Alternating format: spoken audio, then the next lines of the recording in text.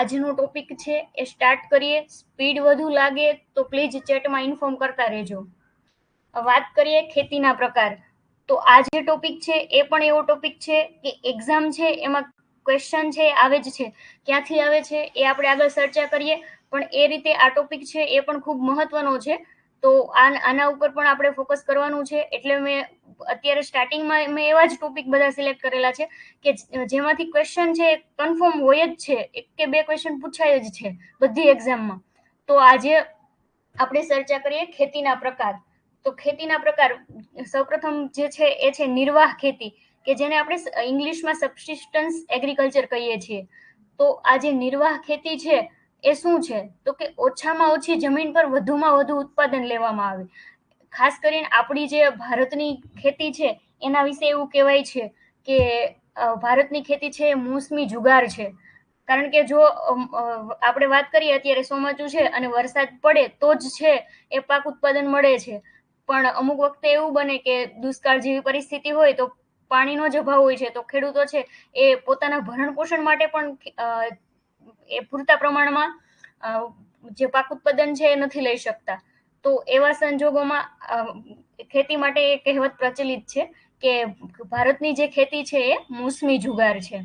તો આગળ વાત કરીએ કે આ જે નિર્વાહ ખેતી છે એમાં એ જ રીતે છે કે ઓછામાં ઓછી જમીન ઉપર વધુમાં વધુ ઉત્પાદન લેવામાં આવે. જે આપણે નાના ખેડૂતો છે એ નાના ખેડૂતો માટે ખાસ આ નિર્વાહ ખેતી છે કે નાના ખેડૂતો છે એ જેટલું ઉત્પાદન કરે છે એ મોટા ભાગનું ઉત્પાદન પોતાનો પરિવાર છે એના ભરણ પોષણ માટે જ ઉપયોગ કરે છે. એનું જેટલું ઉત્પાદન થાય છે એ બજારમાં વેચી નથી શકતા, કારણ કે એના પરિવારના ભરણ પોષણમાં જ એટલું વપરાઈ જાય છે.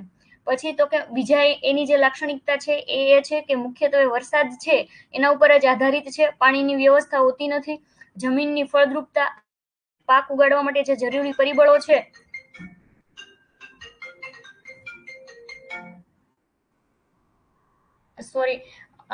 જે પરિબળો છે એના ઉપર આધારિત છે. ગહન કૃષિ આ જે નિર્વાહ કૃષિ છે એને બીજા અન્ય નામો છે એ પણ આપવામાં આવ્યા છે, જેમ કે ગહન કૃષિ અથવા તો જીવન નિર્વાહ કૃષિ તરીકે પણ ઓળખવામાં આવે છે. વાત કરીએ કે વિશ્વની જે અડધી વસ્તી છે એ લગભગ ખેતી ઉપર આધારિત છે. આપણે ભારતની વાત કરીએ તો આપણે ભારત છે એ પણ કૃષિ પ્રધાન દેશ તરીકે ઓળખાય છે. તો આ છે એ ફેક્ટ છે, એ તમારે યાદ રાખવાના છે કે નિર્વાહ કૃષિ છે એનું અન્ય નામ શું છે. તો એ છે એ ગહન કૃષિ અથવા જીવન નિર્વાહ કૃષિ છે. અને ઓછામાં ઓછી, કદાચ એવું ક્વેશ્ચન પૂછાય કે ઓછામાં ઓછી જમીન ઉપર વધુમાં વધુ ઉત્પાદન લેવામાં આવે તો એ ખેતી એ કયા નામથી ઓળખાય છે. અને તમને ત્રણેય ઓપ્શન આપેલા હોય કે નિર્વાહ ખેતી છે, ગહન કૃષિ અથવા તો જીવન નિર્વાહ કૃષિ છે. તો એ રીતે મૂકી દે તો એમાં છે જવાબ છે 3 સાચા આવે છે. અથવા તો તમને બીજા કોઈ ઓપ્શન આપે કે જૈવિક ખેતી છે કે પ્રાકૃતિક ખેતી છે, તો એ રીતે તમને છે એ ઓપ્શન આપી દે તો કન્ફ્યુઝ નથી થવાનું. ઓછામાં ઓછી જમીન ઉપર વધુમાં વધુ ઉત્પાદન લેવામાં આવે તો એને આપણે નિર્વાહ ખેતી કહીએ છીએ. આગળ વધીએ. બીજો જે પ્રકાર છે એ વાણિજ્યક ખેતી, એટલે કે જેને આપણે કોમર્શિયલ ફાર્મિંગ કહીએ છીએ. ખેતીમાં જે લાભ થાય છે, પાક ઉત્પાદનમાંથી જે વળતર મળે છે એ એમાં ઘણા જે મોટા લોકો છે, જે પૈસાદાર પાર્ટીઓ છે એ રોકાણ કરે છે. તો એ રોકાણ કેવી રીતે? તો કે ઘણી બધી જમીન છે એને ભાડેથી રાખી લે, લીજ ઉપર રાખી લે છે અને જે ખેતીના બીજા યાંત્રિક સાધનો છે એનો ઉપયોગ કરી અને ઉત્પાદન છે એ વધુ મેળવે છે. તો આ પ્રકારની જે ખેતી છે એને આપણે વાણિજ્યક એટલે કે કોમર્શિયલ ફાર્મિંગ કહીએ છીએ. તો આ પ્રકારની જે ખેતી છે એમાં લાભને ધ્યાને રાખી અને કૃષિમાં રોકાણ કરવામાં આવે છે, ખેતીમાં રોકાણ કરવામાં આવે છે. અને આ જે પદ્ધતિ છે, આ જે ખેતી છે એ ખાસ કરીને બજારની જે માંગ છે એના ઉપર આધારિત છે. એટલે કે વાત કરીએ કે ગુજરાત છે તો ગુજરાતમાં જો મગફળીની ડિમાન્ડ વધી જાય તો જે વેપારીઓ હશે એ મગફળીના પાકનું વાવેતર વધારે કરાવશે. આ પ્રકારની ખેતી આપણે ગુજરાતમાં પણ થાય છે, એવું નથી કે નથી થતી. આપણે જે બટાકાનો વિસ્તાર છે ત્યાં આગળ આ પ્રકારે કોમર્શિયલ ફાર્મિંગ છે થાય છે કે કોઈ પાર્ટીઓ છે એ પૈસા આપે છે અને બટાકા છે એનું વાવેતર કરાવે છે અને એની ખરીદી છે પણ એ લોકો જ કરે છે. તો આ રીતે બજારની જે માંગ છે એના આધારે ખેતી કરવામાં આવે છે અને ખાસ નફો કેટલો મળે છે એના ઉપર ભાર આપવામાં આવે છે. તો એ જે ખેતી છે એ વાણિજ્યક ખેતી છે. તો કે કૃષિ પાકનું જે વાણિજ્યકરણ છે એ અલગ અલગ પ્રદેશમાં છે એ અલગ અલગ હોય છે. આપણે ઉદાહરણથી સમજીએ કે પંજાબ અને હરિયાણા જે વિસ્તાર છે ત્યાં આગળ ચોખા છે એ વાણિજ્યક પાક છે, મતલબ ખેડૂતો જે ચોખા વાવે છે એ વેચવા માટે વાવે છે. અને એના સામે પક્ષે જોઈએ તો ઓડિશા રાજ્ય છે તો ત્યાં ચોખા છે એ જીવન નિર્વાહ માટે વાવે છે. મતલબ કે ત્યાં ખેડૂતો ચોખા તો વાવે છે પણ એ પોતાની જે જરૂરિયાત છે એના પ્રમાણમાં જ વાવે છે. કે કોઈ ખેડૂત છે એને 2 મણ વર્ષના જોતા હોય ચોખા તો એટલા પ્રમાણમાં જ વાવે છે. હરિયાણા અને પંજાબની વાત કરીએ તો ત્યાં જે વાવે છે એ લોકો તો એ વેચવા માટે વાવે છે. તો એ છે એ વાણિજ્યક પાક તરીકે ઓળખાય છે. તો આ રીતે યાદ રાખજો કે પંજાબ અને હરિયાણા માટે ચોખા છે એ વાણિજ્યક પાક છે, જ્યારે ઓડિશા માટે છે એ જીવન નિર્વાહનો પાક છે. તો ખાસ યાદ રાખજો કે વાણિજ્યક ખેતી છે એ બજારની માંગ ઉપર આધારિત છે. એ એની મહત્વની લાક્ષણિકતા છે. એટલે કદાચ પૂછાય કે કઈ ખેતી છે એ બજારની માંગ પર આધારિત હોય છે, તો એ જે છે એ વાણિજ્ય ખેતી છે. આગળ વાત કરીએ ત્રીજા નંબર. કોઈ પ્રોબ્લેમ હોય તો ઇન્ફોર્મ કરતા રહેજો. વાત કરીએ ત્રીજા પ્રકારની સ્થળાંતરિત ખેતી. તો સ્થળાંતરિત ખેતી એનું જે બીજું નામ છે એ ઝૂમ ખેતી છે. ઝૂમ ખેતી તરીકે પણ ઓળખાય છે. આનો પ્રશ્ન છે એ પણ ઘણી વખત પૂછાય છે કે જંગલ કાપીને કે બાળીને જે ખેતી કરવામાં આવે છે એ ખેતી કયા નામથી ઓળખાય છે? તો એ છે એ ઝૂમ ખેતી છે. તો આમાં ખેતીમાં કેવી રીતે હોય છે? તો કે જંગલ છે એને કાપી નાખવામાં આવે અને જ્યારે પહેલું વર્ષ હોય, પ્રથમ વર્ષ હોય ત્યારે જાડા અનાજ એટલે કે જેને આપણે બરસટ અનાજ કહીએ છીએ અને આપણે ગવર્મેન્ટ ઓફ ઇન્ડિયા છે, ભારત સરકાર છે, એને શ્રી અન્ન તરીકે ઓળખવામાં આવે છે. તો આજે જાડા અનાજ કે મિલેટ્સ આપણે જેને કહીએ છીએ એનું વાવેતર પ્રથમ વર્ષે કરવામાં આવે છે ઝૂમ ખેતીમાં. તો એ રીતે યાદ રાખજો કે જંગલ કાપીને કે બાળીને જે ખેતી કરવામાં આવે છે એને આપણે ઝૂમ ખેતી અથવા તો સ્થળાંતરિત ખેતી કહીએ છીએ. આ મિલેટની જો વાત કરીએ તો આપણને ખ્યાલ છે કદાચ કાલે બી આ ફેક્ટ હતું અને અત્યારે હું સાથે તમને ડિસ્કસ કરી દઉં કે આ જાડા અનાજ એટલે કે બાજરી, જુવાર, પછી રાગી, તો એ બધા પાક છે એ જાડા અનાજમાં આવે છે. બરછટ અનાજ આપણે એને કહીએ છીએ અને આપણી ભારત સરકાર છે એને શ્રી અન્ન તરીકે ઓળખાવે છે. અને આના માટે થઈને છે એ આપણે ઇન્ટરનેશનલ યર ઓફ મિલેટ્સ 2023ના વર્ષને જાહેર કરેલું. તો એની દરખાસ્ત છે એ પણ યુએન એટલે કે યુનાઇટેડ નેશનની જે એસેમ્બલી હોય છે એ મીટિંગમાં ભારત સરકારે જ મૂકેલું. 2021માં દરખાસ્ત મૂકેલી અને 2023ના વર્ષને છે એ ઇન્ટરનેશનલ યર ઓફ મિલેટ તરીકે જાહેર કર્યું છે. તો એ પણ ફેક્ટ્સ યાદ રાખજો કે ઇન્ટરનેશનલ યર ઓફ મિલેટ્સ એ કયું વર્ષ છે, મતલબ કે આંતરરાષ્ટ્રીય જાડા અનાજનું જે વર્ષ તરીકે ઓળખવામાં આવે છે તો એ છે એ 2023 છે. તો આપણે સ્થળાંતરિત ખેતીની વાત કરતા હતા. સ્થળાંતરિત ખેતી છે એનું નામ ઝૂમ ખેતી છે. એમાં વાત કરી કે જંગલ બાળી અને પ્રથમ વર્ષે જાડા અનાજ વાવવામાં આવે છે અને બાકી પાછળના જે 2 થી 3 વર્ષ છે એમાં જે તે વિસ્તાર છે એના આધારિત પાક છે એ વાવવામાં આવે છે. તો આ રીતે ખેડૂત છે એ જંગલનો ઉપયોગ કરે છે અને પહેલા વર્ષમાં ઓછું ઉત્પાદન મળે છે, બાકીના 2-3 વર્ષ સારું ઉત્પાદન મળે છે. પણ ધીમે ધીમે જે રીતે એની ફળદ્રુપતા છે જમીનની એ ઓછી થઈ જાય એટલે એ જંગલ છે એને છોડી અને બીજું જંગલ છે એનો નાશ કરવામાં આવે છે અને ત્યાં ખેતી કરવામાં આવે છે.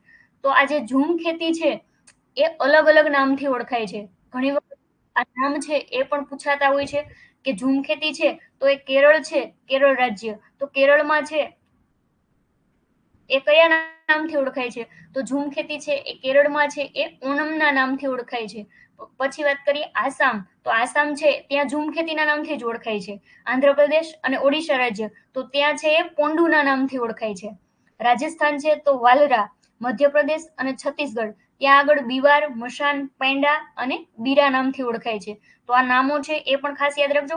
હા, આ ઓનમ છે એ કેરળમાં ઝૂમ ખેતીને ઓનમ કહેવામાં આવે છે. જ્યારે ઓનમનો ઘણા લોકો તૈયારી કરતા હશે તો વાંચ્યું હશે કે ઓનમનો તહેવાર છે એ પણ આવે છે. તો તમિલનાડુ, આમ દક્ષિણ ભારત પણ ખાસ કરીને જે તમિલનાડુ રાજ્ય છે ત્યાં આગળ આપણે જ્યારે અહીંયા મકર સંક્રાંતિ હોય ત્યારે એ લોકો છે એ ઓણમ છે એનો તહેવાર મનાવે છે. તો એ ઉપરથી યાદ રાખજો. કેરળ છે એમાં ઝૂમ ખેતીને ઓનમ કહેવામાં આવે છે.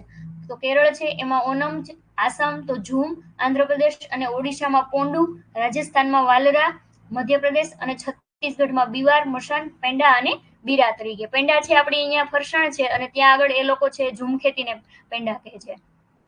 આગળ વધીએ. ચોથો પ્રકાર છે એ વિસ્તૃત ખેતી એટલે કે એક્સટેન્સિવ કલ્ટિવેશન. તો આ જે એક્સટેન્સિવ કલ્ટિવેશન છે એ શું છે?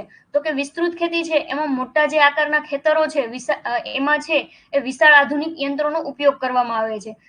વાત કરીએ અમેરિકા જેવા જે દેશો છે, વિકસિત દેશો, ત્યાં આગળ ઘણા મોટા મોટા ખેતરો છે. એ મોટા મોટા ખેતરો છે એની અંદર યાંત્રિક જે સાધનો છે એનો ઉપયોગ કરી અને સારા પ્રમાણમાં છે એ ઉત્પાદન મેળવવામાં આવે છે. આપણા ભારતમાં પણ આ વસ્તુ પોસિબલ બનેલી. ક્યારે? તો કે હરિયાળી ક્રાંતિ બાદ પંજાબ અને હરિયાણાનો આપણો જે ગંગા બેઝિનનો વિસ્તાર છે ત્યાં આગળ ઘઉં અને ચોખાનું જે મોટા મોટા ખેતરોમાં વાવેતર થતું અને યાંત્રિક સાધનો છે. હવે તો આપણે ગુજરાતમાં પણ એવા હાર્વેસ્ટર એટલે કે જેને આપણે થ્રેસર કહીએ છીએ એ જોવા મળે છે. પણ એ સમયે હરિયાળી ક્રાંતિ સમયે ખાસ પંજાબ અને હરિયાણામાં છે એ આ રીતે યાંત્રિક સાધનો છે એનો ઉપયોગ થયેલો. બીજું ઉદાહરણ લઈએ તો કે ડ્રોન છે. ડ્રોન આપણી ગવર્મેન્ટ ગુજરાત છે એમણે તો પોલિસી જાહેર કરેલી છે કે બધી સબસિડી એ બધું મળે છે. પરિણામે ખેડૂતો છે એ ડ્રોન છે ભાડે લઈ શકે છે. પણ બીજા અન્ય રાજ્યોમાં એવી કોઈ પોલિસી ન હોય, એવી કોઈ સબસિડી ન મળતી હોય તો એ લોકો ડ્રોન તો છે અવેલેબલ છે પણ એનો ઉપયોગ નથી કરી શકતા, કારણ કે એની પાસે જમીન જ 2-2.5 વીઘા છે. તો એના માટે થઈને એટલું બધું મોંઘું સાધન છે એ ન લઈ શકે. તો આજે આ રીતે મોટા ખેતરો છે એ ભાડે રાખી અને સાધનો છે એનો ઉપયોગ કરવામાં આવે છે. એવું એ જે પદ્ધતિ છે એ ખાસ અમેરિકામાં જોવા મળે છે. તો એ પ્રકારની ખેતી છે એને વિસ્તૃત ખેતી કહેવામાં આવે છે, એટલે કે એક્સટેન્સિવ કલ્ટિવેશન કહેવામાં આવે છે. આગળ વાત કરીએ જૈવિક ખેતી, ઓર્ગેનિક ફાર્મિંગ. ઓર્ગેનિક ફાર્મિંગ અને મતલબ ઓર્ગેનિક અને નેચરલ ફાર્મિંગ આ બંને બે ખેતી એવી છે કે એમાં બધા લોકો ખૂબ કન્ફ્યુઝ થાય છે કે જૈવિક ખેતી કોને કેવી અને પ્રાકૃતિક ખેતી કોને કેવી. તો જૈવિક ખેતી છે એ ઓર્ગેનિક ફાર્મિંગ, સજીવ ખેતી. આપણે આગળ પ્રાકૃતિક ખેતી છે એની પણ ચર્ચા કરીએ. પણ આ બે વચ્ચેનો જે સામાન્ય ડિફરન્સ છે એ છે કે જૈવિક ખેતી છે એમાં આપણે જે પ્રાકૃતિક ખેતી છે એમાં તો આપણે ખાલી ઘરની જે વસ્તુઓ છે એ જ વાપરવાના છે. ગોળ છે, ચણાનો લોટ છે, ગાયનું જે ગૌમૂત્ર છે કે છાણ છે કે એ વસ્તુ જ વાપરી શકીએ છીએ. જ્યારે જૈવિક ખેતી છે એમાં થોડાક આપણને પેલા અલાવ કરેલું છે કે જૈવિક ખાતરો છે, આપણે બાયો ફર્ટિલાઇઝર છે એ વાપરી શકીએ છીએ. કેમિકલ છે એ આપણે ઓર્ગેનિકમાં ન વાપરી શકીએ, પણ જૈવિક ખાતરો છે, જૈવિક કીટનાશકો છે એનો આપણે ઉપયોગ કરી શકીએ છીએ, બહારથી લાવી અને આપણે આપી શકીએ છીએ. જ્યારે સામે પક્ષે પ્રાકૃતિક ખેતી છે એમાં આ પ્રકારની કોઈ પણ ભલામણ નથી. કોઈ પણ ખાતરો આપણે નથી વાપરી શકતા, કોઈ પણ કીટનાશકો નથી વાપરી શકતા. હા, એ જે જીવામૃત, બીજામૃત છે એની જે બીજા 5 સ્તંભોના જે પેરામીટર્સ છે એ વાપરી શકીએ છીએ, બીજા પરિબળો છે એ વાપરી શકીએ છીએ. પણ ખાતર, કીટનાશક આ પ્રકારના કોઈ વસ્તુ છે આપણે પ્રાકૃતિક ખેતીમાં નથી ઉપયોગ કરી શકતા. ઓર્ગેનિક ફાર્મિંગ છે, સજીવ ખેતી છે, તો એની અંદર આપણે છે ઉપયોગ કરી શકીએ છીએ. આગળ ડિટેલ ચર્ચા કરીએ જૈવિક ખેતીની. તો જૈવિક ખેતી છે એના પિતા છે એ પણ પૂછાય છે કે વિશ્વ સ્તરે આધુનિક જૈવિક ખેતીના પિતા તરીકે કોણ ઓળખાય છે? અથવા તો ઇંગ્લિશમાં તમને એવું મૂકી દેશે કે father of modern organic farming તરીકે કોણ ઓળખાય છે? તો એ જે છે એ સાયન્ટિસ્ટ છે આલ્બર્ટ હાવર્ડ. તો આ આલ્બર્ટ હાવર્ડ નામના જે વૈજ્ઞાનિક છે એ વિશ્વ સ્તરે આધુનિક જૈવિક ખેતીના પિતા તરીકે ઓળખાય છે. તો એમને પણ ખાસ યાદ રાખજો. પછી તો કે આ જે ખેતી છે એમાં રાસાયણિક ખાતરો અને જંતુનાશક નથી વપરાતા. કૃષિની આડપેદાશો છે કે પશુઓના મળમૂત્રો છે એ વપરાય છે અને જૈવિક ખાતરો અને જૈવિક કીટનાશકો વપરાય છે. તો જૈવિક ખાતરો અને જૈવિક કીટનાશકો અને આ જે આડપેદાશો આપણે વાપરીએ છીએ એનાથી જમીનની ફળદ્રુપતા વધે છે અને ખેત ઉત્પાદન છે એ પણ વધે છે.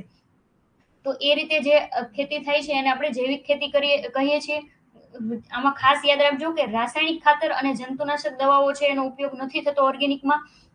જ્યારે જૈવિક છે મતલબ બાયો ફર્ટિલાઇઝર અને બાયો કંટ્રોલ આપણે જેને કહીએ છીએ કે જૈવિક કીટનાશકો અને જૈવિક ખાતરો, તો આ જે વસ્તુ છે એ આપણે ઓર્ગેનિક ફાર્મિંગ છે એમાં વાપરી શકીએ છીએ. તો કયા કયા જૈવિક ખાતરો વાપરી શકીએ? તો કે બેક્ટેરિયા છે. બેક્ટેરિયાની અંદર વાત કરીએ તો રાઇઝોબિયમ. પછી આ બેક્ટેરિયા છે એને ગુજરાતીમાં જીવાણુ કહેવાય છે. એ મારે અહીંયા લખવાનું રહી ગયું છે પણ એ યાદ રાખજો કે બેક્ટેરિયા એટલે જીવાણુ. જીવાણુમાં છે એ રાઇઝોબિયમ વપરાય છે. પછી માઇકોરાઇઝા છે, શેવાળ છે, તો શેવાળની અમુક અમુક જાતિઓ છે જેમ કે બ્લુ ગ્રીન આલ્ગી છે, અજોલા છે, એનાબીના છે. આ બધા જે જૈવિક વસ્તુઓ છે એ બધા જે અલગ અલગ જીવો છે એ આપણે આપણા પાકમાં વાપરી શકીએ છીએ. કઈ ખેતીમાં? તો કે જૈવિક ખેતીમાં. પછી જો કે જૈવિક કીટનાશકો. જૈવિક કીટનાશકો છે એ કયા કયા છે? તો કે લીલી પોપટી કે જે આપણે ગ્રીન લેસવિંગ અથવા તો ક્રાઇસો, ઇંગ્લિશ નામ છે એ એનું ક્રાઇસોપલ્લા છે, એ છે વાપરી શકીએ છીએ. પછી તો કે દાળિયા અથવા ઢાલિયા, જેને આપણે લેડીબર્ડ બીટલ કહીએ છીએ, એ પણ વાપરી શકાય છે. ઇંગ્લિશ નામ અને ગુજરાતી નામ બધું યાદ રાખજો. જેમ કે લીલી પોપટી છે, એનું ઇંગ્લિશ નામ છે ક્રાઇસોપલ્લા છે. તો કદાચ તમને ક્રાઇસોપલ્લા મૂકી દે કે નીચેનામાંથી કયું કીટક છે એ પરભક્ષી છે. પરભક્ષી મતલબ શું? તો કે એ પોતે જીવ છે અને બીજા જીવને ખાય છે. જેમ કે લીલી પોપટી, દાળિયા, આ બધા છે એ શું કરે છે? તો કે આપણા જે મોલો છે, થ્રિપ્સ છે, સફેદ માખી છે, લાલ કથીરી છે, પાનના જે તળતડિયા આવે છે, ફૂદા આવે છે, તો આ ગળો જે છે, થ્રિપ્સ નું ગુજરાતી નામ છે ગળો છે. આ બધા છે એ જે જીવો છે એને ખાય છે. એટલે કીટક છે એ બીજા કીટક ઉપર અટેક કરે છે. તો એ છે એને આપણે કહીએ છીએ પરભક્ષી કીટકો. તો આ જે પરભક્ષી કીટકો છે એને એ જૈવિક કીટનાશક તરીકે ઉપયોગ થાય છે. જેનાથી આપણે કોઈ દવા કે એ નથી છાંટવાનું, પણ આ જે કીટકો છે એને આપણા ખેતરમાં છોડવાના છે અને એ જે છે એ આ જે બીજા કીટકો છે, જેમ કે સૂચિયા પ્રકારની આ બધી જે જીવાતો છે એને ખાય છે. તો એ જ ખાસ યાદ રાખજો કે એફિડ લાયન મેં અહીંયા લખેલું છે. આનો પણ ક્વેશ્ચન પૂછી શકાય એવો છે, કદાચ કોઈ એક્ઝામમાં પૂછાણેલો પણ છે કે એફિડ લાયન તરીકે કોણ ઓળખાય છે. તો આ જે એફિડ લાયન તરીકે આપણી જે આ લીલી પોપટી છે એ ઓળખાય છે. સોરી, લીલી પોપટી છે, ગ્રીનલેસ વિંગ અથવા તો ક્રાઇસોપલ્લા આપણે જેને કહીએ છીએ, એ એફિડ લાયન તરીકે ઓળખાય છે. તો ખાસ યાદ રાખજો કે એફિડ લાયન એટલે કોણ? તો કે લીલી પોપટી. તો આ જે છે એ જૈવિક કીટનાશકો છે. જૈવિક કીટનાશકો અને જૈવિક ખાતરો છે એની આપણે ડિટેલમાં આગળ બીજા જે લેક્ચરો હશે ત્યારે આપણે ચર્ચા કરશું. જ્યારે ખાતરનો ને ટોપિક આવશે ત્યારે જૈવિક ખાતર આપણે ઇન્ક્લુડ કરશું, અને કીટનાશકો છે તો આપણે ત્યારે જૈવિક કીટનાશકો છે એનું ડિટેલમાં ચર્ચા કરશું. પણ અહીંયા આપણે ખાલી જૈવિક ખેતી છે તો એ તમને કન્ફ્યુઝન ન થાય કે જૈવિક ખાતરો એટલે શું. તો એ મેં તમને ઉદાહરણ આપ્યા કે આ રીતે બેક્ટેરિયા છે તો એનો પણ ઉપયોગ થાય છે, અને શેવાળની જે અલગ અલગ જાતિઓ છે, બ્લુ ગ્રીન આલ્ગી છે, અજોલા છે, એનાબીના છે, એ બધા ખાતરો છે એ વપરાય છે. કયા પાકમાં કયું જૈવિક ખાતર વપરાય છે એની પણ આપણે ચર્ચા કરશું, પણ જ્યારે જૈવિક ખાતર ટોપિક આપણે પર્ટિક્યુલર લેશું ત્યારે. આગળ વાત કરીએ કે જૈવિક ખેતી છે તો એમાં છાણિયું ખાતર છે, અળસિયાનું ખાતર છે, એ પણ વપરાય છે. જ્યારે પ્રાકૃતિક ખેતી છે તો એમાં અળસિયાનું ખાતર છે આપણે ન વાપરી શકીએ, પણ જૈવિક ખેતી છે તો એમાં એ અલાઉ છે. તો આગળ વાત કરીએ કે સૌથી વધુ જૈવિક ખેતી છે એ કયા દેશમાં થાય છે. આ પ્રકારે કદાચ ક્વેશ્ચન પૂછાય તો એ પણ ખાસ યાદ રાખજો કે ક્યુબા દેશમાં સૌથી વધુ જૈવિક ખેતી થાય છે. પછી તો કે સિક્કિમ છે એ ભારતનું સૌપ્રથમ સંપૂર્ણ જૈવિક ખેતી કરતું રાજ્ય છે. 2016માં છે આ દરજ્જો સિક્કિમને આપવામાં આવ્યો કે પ્રથમ સંપૂર્ણ જૈવિક ખેતી કરતું રાજ્ય છે એ સિક્કિમ છે. પછી તો કે કેન્દ્ર શાસિત પ્રદેશ છે એ પણ એક છે, તો કે લક્ષદ્વીપ છે એ પ્રથમ કેન્દ્ર શાસિત પ્રદેશ છે કે જ્યાં આગળ સંપૂર્ણ જૈવિક ખેતી કરવામાં આવે છે. મતલબ કોઈ પણ પ્રકારના રાસાયણિક ખાતરો કે જંતુનાશક દવાઓ છે એ નથી વપરાતા. લક્ષદ્વીપ છે એને આ દરજ્જો છે 2020માં મળેલો છે. આગળ વાત કરીએ ગુજરાતના ફેક્ટ્સની, તો ગુજરાત રાજ્ય છે એમાં આપણે ગુજરાત સરકારે ગુજરાત રાજ્ય ઓર્ગેનિક ખેતી નીતિ છે એ 2015માં લાગુ પાડેલી છે. અને આ જે ખેતી નીતિ છે એમાં રાજ્યમાં ઓર્ગેનિક ખેતી છે, સજીવ ખેતી છે એનું પ્રમાણ વધે, ખેડૂતો છે એ વધુ જૈવિક ખેતી તરફ વળે એ માટેના પ્રયાસો છે એ દર્શાવ્યા છે. તો એના માટે થઈ અને ગુજરાત સરકારે એક યુનિવર્સિટી પણ બનાવેલી છે. આ પણ આપણા માટે મહત્વની છે. ખાસ યાદ રાખજો કે ગુજરાત ઓર્ગેનિક યુનિવર્સિટી છે એ ક્યાં આવેલી છે એમ કદાચ પૂછાય તો આ જે યુનિવર્સિટી છે એ પહેલા 2017માં જ્યારે મંજૂરી મળી ત્યારે એ છે ગાંધીનગરમાં બનવાની હતી, પરંતુ હાલ અત્યારે ક્યાં સ્થિત છે તો કે ગુજરાત ઓર્ગેનિક યુનિવર્સિટી છે એ હાલોલ પંચમહાલમાં આવેલી છે. ખાસ યાદ રાખજો, ઘણી વખત આવા યુનિવર્સિટીના ક્વેશ્ચન છે એ પણ પૂછાતા હોય છે. તો આ ઓર્ગેનિક યુનિવર્સિટી છે એ હાલોલ પંચમહાલમાં આવેલી છે અને 2020માં એમની સ્થાપના થઈ છે. અત્યારે 2024ના પણ એક કરંટમાં છે, કારણ કે આ જે યુનિવર્સિટી છે એને 2024 થી બીએસસી નો કોર્સ ચાલુ કરેલો છે. બીએસસી હોનર્સ નેચરલ ફાર્મિંગ સાયન્સ આ પ્રકારનો છે એ કોર્સ લોન્ચ કરેલો છે 4 વર્ષનો. હોનર્સ મતલબ 4 વર્ષનો કોર્સ છે, એટલે એને બીએસસી હોનર્સ નો દરજ્જો છે મળેલો છે. તો આ કોર્સ છે ચાલુ થયો છે. અને હા, આ યુનિવર્સિટી છે એ કઈ ખેતી માટે છે? જૈવિક ખેતી માટે જ છે, તો પ્રાકૃતિક માટે નથી. તો એ પણ યાદ રાખજો કે જૈવિક ખેતી અને પ્રાકૃતિક ખેતી બંને માટે છે એ આ યુનિવર્સિટી કામ કરવાની છે, કે જેના લીધે ગુજરાત છે એમાં જૈવિક ખેતીની જે ખેડૂતો છે એના તરફ વધારે આકર્ષાય અને એનું પ્રમાણ વધે. આગળ વાત કરીએ પ્રાકૃતિક ખેતી. તો આ જે પ્રાકૃતિક ખેતી છે કે જેને આપણે સુભાષ પાલેકર ખેતી તરીકે પણ ઓળખીએ છીએ, ગાય આધારિત ખેતી તરીકે પણ ઓળખીએ છીએ, ઇંગ્લિશમાં આપણે એને ઝીરો બજેટ નેચરલ ફાર્મિંગ તરીકે પણ ઓળખીએ છીએ. તો આ જે પ્રાકૃતિક ખેતી છે એની વાત કરીએ તો એ છે પ્રાચીન ભારતીય પરંપરાઓ. આપણે જે જૂની ખેતી થતી હતી કે જ્યારે આ કોઈ પણ પ્રકારના ખાતરો અને દવાનું સંશોધન નહીં થયેલું, તો એ ટાઈમે છે એ જે પ્રકારે ખેતી થતી હતી એવી ખેતી આપણે ફરી વખત કરવાની છે. કારણ કે દવાઓ અને ખાતરોનો જે આડઅસર વધી ગઈ છે મનુષ્ય ઉપર અને વાતાવરણ ઉપર, બધી રીતે જે આપણું જે પર્યાવરણ છે એને પણ નુકસાન પહોંચાડે છે. તો એને અટકાવવા માટે થઈને ખેડૂતો છે પ્રાકૃતિક ખેતી તરફ વળ્યા છે. તો આ જે પ્રાકૃતિક ખેતી છે એમાં શું છે તો કે રાસાયણિક ખાતરો છે, કીટનાશકો છે કે ગહન સિંચાઈ છે, કોઈ પણ વસ્તુનો ઉપયોગ નથી કરવાનો. ફક્ત આપણા જે ઘરના સંસાધનો છે, ચણાનો લોટ વાત કરી મેં, કે ગોળ છે, ચણાનો લોટ છે, છાશ છે, આ પ્રકારના જે આપણા ઘરના સંસાધનો છે એનો ઉપયોગ કરવાનો છે. કોઈ પણ પ્રકારના બજારમાંથી લાવેલા ખાતરો છે એ નથી વાપરવાના, બજારમાંથી લાવેલી દવાઓ છે એ નથી વાપરવાની. તો દેશી ગાયના ગૌમૂત્ર, છાણ, એમાંથી છે જીવામૃત અને બીજામૃત છે એ બનાવવામાં આવે છે અને એનો છે એ મહત્તમ ઉપયોગ કરવામાં આવે છે.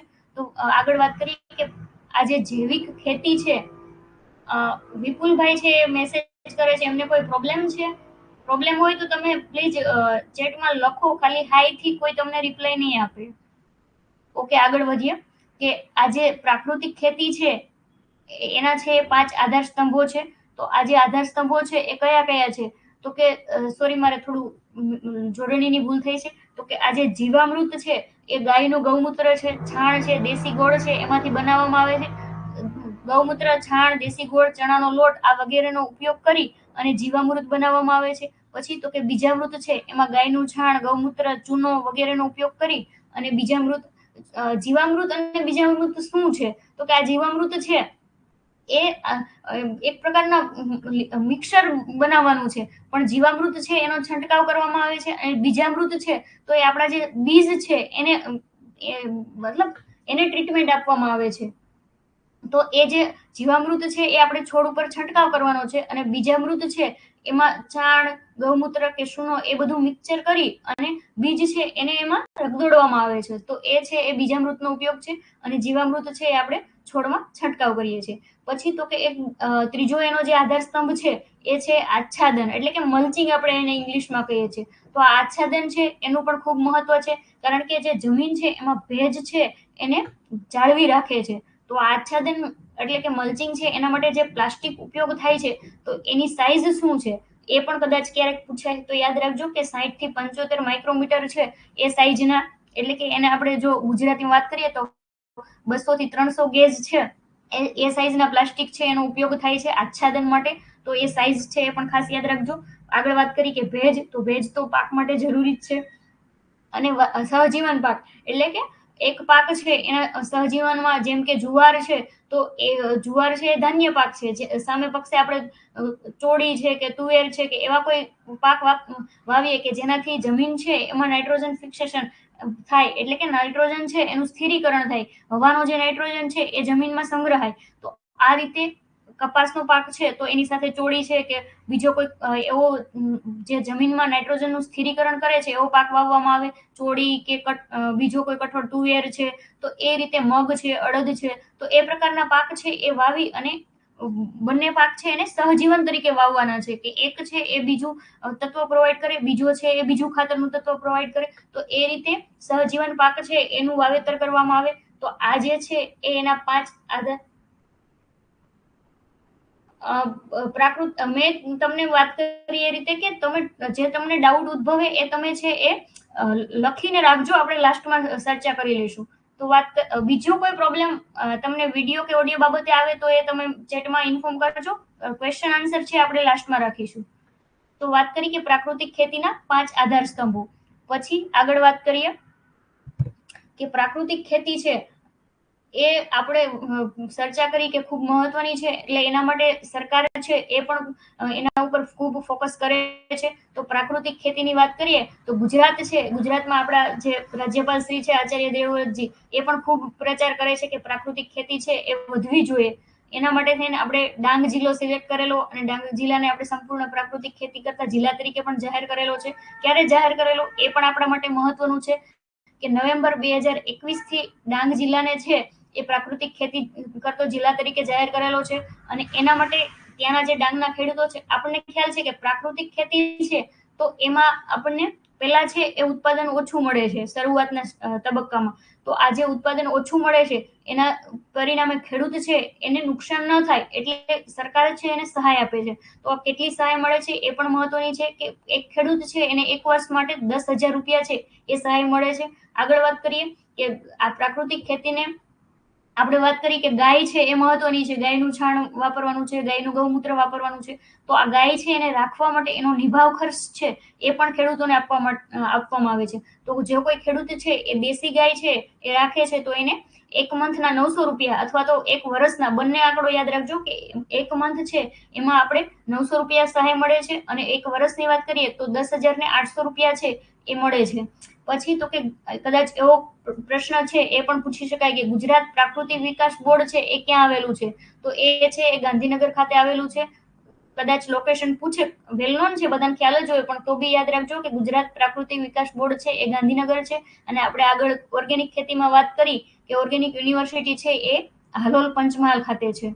પછી વાત કરીએ તો કે એક સંસ્થા છે પ્રાકૃતિક ખેતી માટેની, એની સ્થાપના કરવામાં આવેલી છે. તો કે 5 ડિસેમ્બર 2019 ના દિવસે શ્રી સુભાષ પાલેકર પ્રાકૃતિક કૃષિ તાલીમ શાળા છે એ પ્રકારની કાર્યશાળા છે એની પણ સ્થાપના કરવામાં આવેલી છે. ક્યાં આગળ આવેલી છે એમ કદાચ પૂછાય તો આ જે સંસ્થા છે શ્રી સુભાષ પાલેકર પ્રાકૃતિક કૃષિ તાલીમ કાર્યશાળા એ વડતાલ, ખેડા જિલ્લાના વડતાલ ખાતે આવેલી છે. તો એ પણ ખાસ યાદ રાખજો.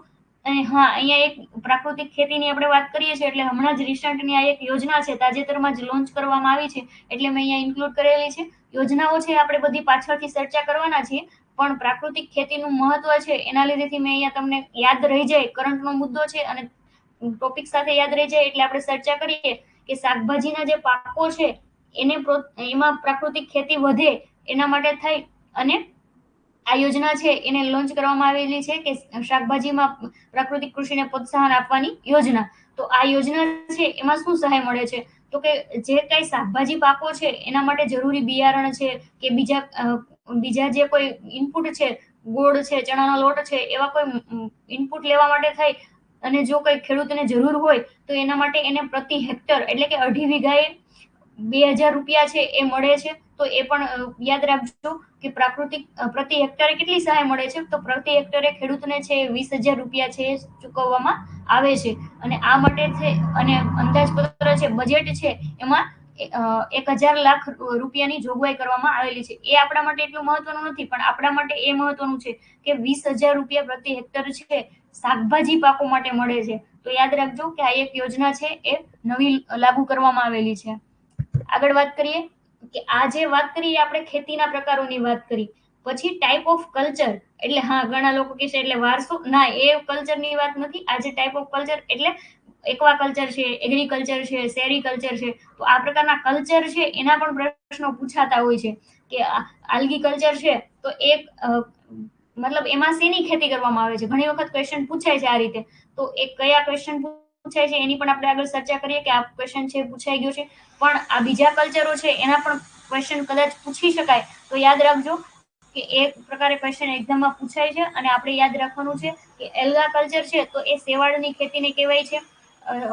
મટીરિયલ્સ જ્યારે હું અપલોડ કરીશ ત્યારે આ જે બાજુમાં ઇંગ્લિશ નામ છે એના ગુજરાતી નામ લખવાની ટ્રાય કરીશ, પણ છતાં તમે ઇંગ્લિશ નામ છે એ પણ યાદ રાખજો, કારણ કે કદાચ ઇંગ્લિશમાં પણ શબ્દ મૂકી દઈએ તો આપણે ખાસ લોસ ન જાય. તો વાત કરીએ કે એક્વાપોનિક્સ છે અથવા તો એક્વાપોનિક ફાર્મિંગ છે તો એમાં કેવી રીતે હોય છે? તો કે એમાં માછલીની સાથે સાથે છે પાક લેવામાં આવે છે. નીચે તળાવ બનાવેલું હોય છે, તળાવમાં માછલી હોય છે અને ઉપરથી છે એ બીજા પાક જેમ કે મકાઈ છે, એવા જે આપણા ખેતીના પાકો છે એ લેવામાં આવે છે. તો એને છે આપણે એક્વાપોનિક્સ કહીએ છીએ. તો એનો ફાયદો શું છે? તો કે માછલી છે એ એમોનિયા યુક્ત ખાતર છે એ છોડતી રહે છે. એમોનિયા યુક્ત ખાતર છે એ પાકને માછલી પાસેથી મળે છે, એટલે આપણે બહારથી બીજા જે ખાતરો છે એ આપવાની જરૂર રહેતી નથી. પછી તો કે કઈ કઈ માછલીઓ યુઝ થાય છે? તો આ એક્વાપોનિક્સ માટે થઈને જે માછલીની જાતો છે એ સાલ્મન છે, કેટફિશ છે, ટિલાપિયા છે, આ પ્રકારની માછલીઓ છે એ એક્વાપોનિક્સ માટે વપરાય છે. વાત કરીએ ત્રીજા કલ્ચરની, તો એ છે એગ્રોસ્ટોલોજી. આ જે એગ્રોસ્ટોલોજી છે એનો પ્રશ્ન પૂછાઈ ગયેલો છે એક્સટેન્શન ઓફિસર 2020 ની જે એક્ઝામ હતી એમાં પૂછાણેલું કે એગ્રોસ્ટોલોજી છે એ કોની સાથે સંકળાયેલી છે, અથવા તો એમાં કોનું ઉત્પાદન કરવામાં આવે છે. તો એગ્રોસ્ટોલોજી છે એમાં ઘાસ છે એ વાવવામાં આવે છે. ઘણાને થશે કે ઘાસ એ પણ મહત્વના છે, તો હા, ઘાસની પણ ખેતી કરવામાં આવે છે. ઘાસ માટેનું આપણા ગુજરાતમાં સંશોધન કેન્દ્ર પણ છે ધારી ખાતે. તો આ પ્રકારે ઘાસ છે, જુદા જુદા ઘાસો છે, એની જે ખેતી કરવામાં આવે તો એને એગ્રોસ્ટોલોજી કહેવાય છે. પછી વાત કરીએ ચોથા કલ્ચરની, તો શેરી કલ્ચર. તો આ જે શેરી કલ્ચર છે એમાં શું કરવામાં આવે છે, તો કે રેશમનો જે કીડો છે એ કીડાને ચેતુર, એટલે કે આપણે ઇંગ્લિશમાં એને માલબેરી કહીએ છીએ, તો આ માલબેરી છે એના ઝાડ ઉપર આ જે રેશમનો કીડો છે એને ઉછેરવામાં આવે તો એ જે કલ્ચર છે એને આપણે શેરી કલ્ચર કહીએ છીએ. કદાચ તમને એમ કે રેશમના કીડાની ખેતી છે એ નીચેનામાંથી કયા નામથી ઓળખાય છે, એગ્રોસ્ટોલોજી છે કે પોમોલોજી છે કે વિટીકલ્ચર છે કે સેરીકલ્ચર છે, તો ખાસ યાદ રાખજો કે રેશમના કીડાની જે ખેતી છે એને આપણે શેરીકલ્ચર કહીએ છીએ. પછી વાત કરીએ આમાંથી ઘણી વખત કદાચ ગ્રામ સેવકમાં હતું કે એના પહેલાની કોઈ એક્ઝામ હતી, મને એક્ઝેક્ટ યાદ નથી, પણ આ રીતે પણ પૂછાય છે કે આ જે શબ્દ છે એ કઈ ભાષાનો શબ્દ છે, અથવા તો કયા શબ્દ ઉપરથી મેળવવામાં આવ્યો છે.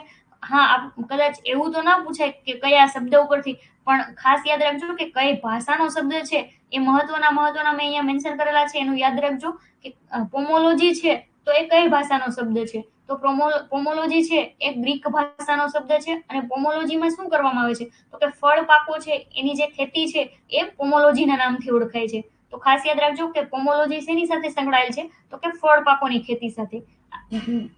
આગળ વાત કરીએ કે વિટીકલ્ચર. તો વિટીકલ્ચર છે એ લેટિન ભાષાનો શબ્દ છે. લેટિન ભાષામાં વાઇન એટલે કે એને દ્રાક્ષ કહેવાય છે. તો આ જે વાઇન છે એના ઉપરથી વિટીકલ્ચર છે એ નામ રાખવામાં આવેલું છે. અને વિટીકલ્ચરમાં દ્રાક્ષની ખેતી કરવામાં આવે છે.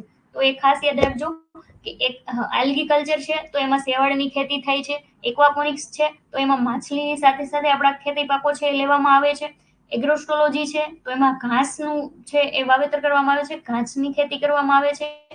સેરીકલ્ચર છે તો એ રેશમના કીડા સાથે સંકળાયેલી છે, મતલબ રેશમના ઉત્પાદન સાથે સંકળાયેલી છે. પોમોલોજી છે તો એ છે ફળ પાકો સાથે. અને વિટીકલ્ચર છે તો એ દ્રાક્ષની ખેતી સાથે સંકળાયેલું છે. આગળ વાત કરીએ કે સિલ્વીકલ્ચર. સિલ્વીકલ્ચર કોને કહેવાય, તો કે જંગલના જે વૃક્ષો છે, વાંસ છે કે નેતર છે કે એવા બધા જે વૃક્ષો છે એની જો ખેતી કરવામાં આવે તો એનો જો ઉછેર કરવામાં આવે તો એ જે છે ખેતી છે એ સિલ્વીકલ્ચર તરીકે ઓળખાય છે. પછી તો કે અર્બોરિકલ્ચર. તો કે વૃક્ષ છે, છોડ છે, વેલા છે, એ બધાનું જો મિક્સ કલ્ચર કરવામાં આવે તો એની જે મિક્સ ખેતી કરવામાં આવે તો એને અર્બોરિકલ્ચર તરીકે ઓળખવામાં આવે છે. પછી તો કે હાઇડ્રોપોનિક્સ. હાઇડ્રોપોનિક્સ એટલે શું, તો કે પાણીમાં ખેતી થાય. ઘણા થશે કે પાણીમાં ખેતી થાય, તો હા, હાઇડ્રોપોનિક્સ છે એમાં જમીનની જરૂર જ નથી, પાણીની અંદર જ ખેતી કરવામાં આવે છે. પાણીના ઉપયોગથી જ જે ન્યુટ્રિયન્ટ છે, જે ખાતર છે, જે દવા છે, જે કાંઈ જરૂરી છે એનો પાણીની અંદર જ મિક્સ કરવામાં આવે છે, પાણીમાં જ ભેળવવામાં આવે છે. અને જે છોડ છે એના મૂળ છે એ પણ પાણીમાં જ હોય છે. તો એ પાણીની અંદર એને બધા જે પોષક તત્વો જોઈએ એ પાણીમાંથી ખેંચી લે છે. અને એ રીતે છે એ ખેતી કરવામાં આવે છે. એને હાઇડ્રોપોનિક્સ છે એને સોઇલલેસ કલ્ટિવેશન છે એ પણ કહેવામાં આવે છે. કે જમીન વગરની ખેતી એટલે કઈ ખેતી, તો કે હાઇડ્રોપોનિક્સ. હાઇડ્રોપોનિક્સ અને એરોપોનિક્સ બંને છે કે જેમાં જમીનની જરૂર નથી, પણ ખાસ યાદ રાખજો કે હાઇડ્રોપોનિક્સ છે એમાં જમીનની જરૂર નથી હોતી. તો કયા કયા પાકો આ રીતે લઈ શકાય છે, શું શક્ય છે, તો કે હા, શક્ય છે. આપણા ગુજરાતમાં પણ લેવામાં આવે છે. તો પણ ખાસ આજે હાઇડ્રોપોનિક્સ છે ખર્ચાળ છે, એટલે જે એવા પાકો છે કે જેમાંથી સારા પ્રમાણમાં આપણને નફો મળે એવા પાકો છે એ જ વાવવામાં આવે છે. જેમ કે લેટ્યુસ છે, કેલ છે, બેઝિલ છે, ઓરેગાનો છે. અને જે ગૌશાળાઓ છે એમાં ઘણા લોકો છે એ અત્યારે ઇમ્પ્લિમેન્ટ કરે છે, મતલબ આ પ્રકારના હાઇડ્રોપોનિક્સ છે એના ખેતરો ઊભા કરે છે કે જેથી મકાઈ છે એનું હાઇડ્રોપોનિક્સ થાય અને ગૌશાળા છે એને મકાઈ છે એ કાયમને માટે મળતી રહે. તો આ રીતે મકાઈ છે એ પણ સક્સેસફુલ પાક છે કે એની પણ સફળ ખેતી હાઇડ્રોપોનિક્સ થી થઈ શકે છે. તો આ પાકો પણ યાદ રાખજો કે લેટ્યુસ, કેલ, બેઝિલ આ પ્રકારના જે હોટેલ્સ છે, આપણી જે હોટેલો છે એમાં જે વધારે પ્રમાણમાં વપરાય છે અને જે ખૂબ મોંઘા હોય છે કે જેની વિદેશથી અત્યાર સુધી આયાત કરાતી હતી, એ પાકો છે એને હવે આપણે હાઇડ્રોપોનિક્સ થી ઉગાડતા થયા છીએ. પછી વાત કરીએ તો કે એરોપોનિક્સ. તો એરોપોનિક્સ છે એમાં હવામાં ખેતી કરવામાં આવે છે. હા, આ હાઇડ્રોપોનિક્સ છે એમાં કેપ્સિકમ, કાકડી અને જે આ ચેરી ટોમેટો એટલે કે જે આપણે પેલા ઝીણા ટમેટા છે એની પણ ખેતી થાય છે, તો એ યાદ રાખજો. પછી તો કે એરોપોનિક્સ છે તો એમાં હવામાં ખેતી કરવામાં આવે છે, એટલે જે પોષક તત્વો જરૂરી છે એને હવાના સ્વરૂપમાં આપવામાં આવે છે, અને એમાં હવા અને પાણી છે એ જ જરૂરી હોય છે, જમીન છે એની જરૂર નથી પડતી. હાઇડ્રોપોનિક્સ અને એરોપોનિક્સ બંને એવી ખેતી છે કે જેમાં જમીનની જરૂર નથી. પછી વાત કરીએ તો કે ઓઇનોલોજી. આ જે ઓઇનોલોજી છે એ પણ કઈ ભાષાનો શબ્દ છે યાદ રાખજો કે એ છે ગ્રીક ભાષાનો શબ્દ છે, અને ઓઇનોસ વર્ડ છે, ઓઇનોસ શબ્દ છે એના ઉપરથી લેવામાં આવેલો છે, અને એનો જે મતલબ છે એ વાઇન એટલે કે દારૂ થાય છે. તો આ ઓઇનોલોજી છે એ શેના સાથે સંલગ્ન છે તો કે દારૂના ઉત્પાદન સાથે. તો કદાચ પૂછાય કે દારૂના ઉત્પાદનની જે ખેતી, હા, આપણા અહીંયા ગુજરાતમાં અને ભારતમાં છે એ નથી થતી, પણ વિદેશ છે, વિદેશોમાં દારૂ છે એનું પણ મોટા પ્રમાણમાં ઉત્પાદન કરવા માટે થઈ અને જે ખેતી છે એ થતી હોય છે. તો એના સાથે સંલગ્ન છે એ ઓઇનોલોજી શબ્દ છે, એટલે કે ઓઇનોલોજી છે એ દારૂની ખેતીને કહેવામાં આવે છે. પછી તો કે ફ્લોરિકલ્ચર. તો ફ્લોરિકલ્ચર એટલે ફ્લાવર પાકો, ફૂલ પાકો જે છે એની ખેતી કરવામાં આવે. ગલગોટા છે, ગુલાબ છે, ક્રિસેન્થેમમ, સેવંતી, તો એ જે પ્રકારના જે પાકો છે એની જો ખેતી કરવામાં આવે તો એને ફ્લોરિકલ્ચર કહેવાય છે. આગળ વાત કરીએ ઓલેરીકલ્ચર. તો ઓલેરીકલ્ચર છે એ છે એ કોની સાથે સંકળાયેલ છે તો કે શાકભાજી પાકો. શાકભાજી પાકોની જો ખેતી કરવામાં આવે તો એ ઓલેરીકલ્ચર તરીકે ઓળખાય છે. પછી તો કે સૂકી ખેતી કે જેને આપણે ડ્રાય ફાર્મિંગ કહીએ છીએ, તો કે વરસાદ આધારિત જે ખેતી છે એ ડ્રાય ફાર્મિંગ તરીકે ઓળખાય છે. જ્યાં પિયતની વ્યવસ્થા ન હોય ત્યાં જે ખેતી કરવામાં આવે તો એને ડ્રાય ફાર્મિંગ કહેવાય છે. આપણે આ સૂકી ખેતી છે એનું સંશોધન કેન્દ્ર આપણે ગુજરાતમાં પણ આવેલું છે, તરઘડિયા ખાતે. તો એ પણ યાદ રાખજો કે ડ્રાય ફાર્મિંગ છે એટલે કે સૂકી ખેતી છે એ વરસાદ આધારિત ખેતી છે, ત્યાં પિયતની સગવડ નથી હોતી. પછી વાત કરીએ એપીકલ્ચર. એપીકલ્ચર છે એ પણ આપણા માટે ખાસ મહત્વનું છે, કારણ કે મધનો જે રીતે ઉપયોગ વધી રહ્યો છે એ રીતે આપણે સરકાર છે એ આ મધમાખી છે એના જે પેલા બોક્સ મળે છે એના માટે પણ સબસિડી આપે છે. તો આ રીતે એપીકલ્ચર છે એ કોની સાથે સંકળાયેલું છે તો કે મધમાખીના ઉછેર સાથે સંકળાયેલું જે કલ્ચર છે એને એપીકલ્ચર કહેવામાં આવે છે.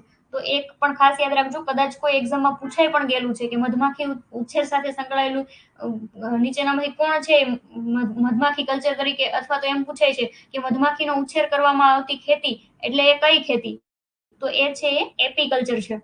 પછી તો કે એગ્રોફોરેસ્ટ્રી.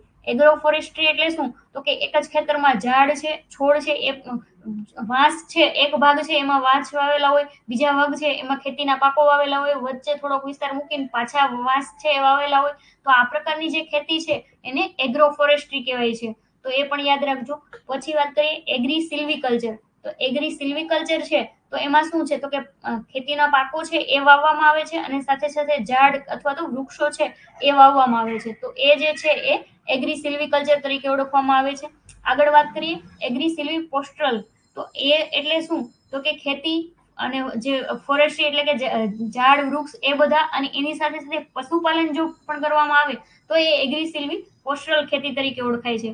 તો આ જે છે એ કલ્ચરના ટાઈપ છે. આ છેલ્લા છે એ કદાચ તમને અટપટા લાગે તો એ એટલા મહત્વના નથી, પણ આપણે ચર્ચા કરીએ એ રીતે કે એક્વાપોનિક્સ છે એ આપણા માટે મહત્વનું છે, એગ્રોસ્ટોલોજી છે એ તો પૂછાઈ પણ ગયેલું છે, શેરીકલ્ચર છે એ પણ મહત્વનું છે, પોમોલોજી એ આપણા માટે મહત્વનું છે, વિટીકલ્ચર કોને કહેવાય તો કે દ્રાક્ષની ખેતીને કહેવાય. કદાચ એમ પૂછાય કે દ્રાક્ષની ખેતી છે એ કયા નામથી ઓળખાય છે, તો એ છે એમાં તમને ઓપ્શન આપી દે કે વિટીકલ્ચર છે, સેરીકલ્ચર છે કે ફ્લોરિકલ્ચર છે. તો ખાસ યાદ રાખજો કે દ્રાક્ષની ખેતી એટલે વિટીકલ્ચર. પછી તો કે સિલ્વીકલ્ચર છે એ પણ આપણા માટે મહત્વનું છે, કે જંગલના વૃક્ષો છે એને ઉછેરવામાં આવે તો એ ખેતી કયા નામથી ઓળખાય છે, તો એ જે છે એ સિલ્વીકલ્ચર તરીકે ઓળખાય છે. તો આ જે હાઇડ્રોપોનિક્સ, એરોપોનિક્સ એ પણ આપણા માટે મહત્વના છે, અને ઓઇનોલોજી એ દારૂનું ઉત્પાદન સાથે સંકળાયેલું છે. તો એ પણ યાદ રાખજો. છેલ્લા બે ત્રણ છે કદાચ ન યાદ રહે તો વાંધો નથી, પણ એપીકલ્ચર અને આગળ આપણે જે ચર્ચા કરી એ બધા છે એ તમારે ખાસ યાદ રાખવાના છે. તો આજનો જે લેક્ચર છે એમાં આટલું આપણે ઇનપુટ કરેલું છે. હા, હવે વિતેનભાઈ છે એવું પૂછી રહેલા હતા કે પ્રાકૃતિક ખેતી છે એના બીજા કયા કયા નામ છે. તો જે પ્રાકૃતિક ખેતી છે એ અન્ય નામ છે મેં અહીંયા નથી લખેલા, પણ એ જે સુભાષ પાલેકર ખેતી અથવા તો ઇંગ્લિશમાં આપણે એને ઝીરો બજેટ નેચરલ ફાર્મિંગ કહીએ છીએ, ગાય આધારિત ખેતી તરીકે ઓળખાય છે. તો એ ખાસ યાદ રાખજો કે પ્રાકૃતિક ખેતી છે એ સુભાષ પાલેકર ખેતી તરીકે ઓળખાય છે. કદાચ તમને નામ યાદ આવે તો અહીંયા આપણે લખેલું જ છે કે સુભાષ પાલેકર જે સંસ્થા છે એ ક્યાં આવેલી છે? શ્રી સુભાષ પાલેકર પ્રાકૃતિક કૃષિ તાલીમ કાર્યશાળા છે એ વડતાલ ખાતે આવેલી છે. એટલે એના ઉપરથી યાદ રાખજો કે મેડમે નથી લખેલું પણ સુભાષ પાલેકર ખેતી તરીકે પણ ઓળખાય છે. કારણ કે આ જે પ્રાકૃતિક ખેતી છે એના જનક તરીકે સુભાષ પાલેકર સાહેબ છે એમને ગણવામાં આવે છે. તો આ એ રીતે એ ભાઈ છે એમનો ડાઉટ ક્લિયર થઈ ગયો. બીજા કોઈ છે એમને કોઈ ક્વેરી હોય તો તમે હવે ચેટમાં લખી શકો છો, જેથી મને આઈડિયા આવે. ઓર્ગેનિક કોલેજ કઈ યુનિવર્સિટી અંડર છે? ઓર્ગેનિક કોલેજ એવી કદાચ હજી સુધી મારા ધ્યાને નથી આવી, પણ ઓર્ગેનિક યુનિવર્સિટી જ આખી બનેલી છે. ઓર્ગેનિક યુનિવર્સિટી હાલોલ પંચમહાલ ખાતે છે ને ત્યાં જ ઓર્ગેનિક કોર્સ છે ચાલુ કરવામાં આવેલો છે.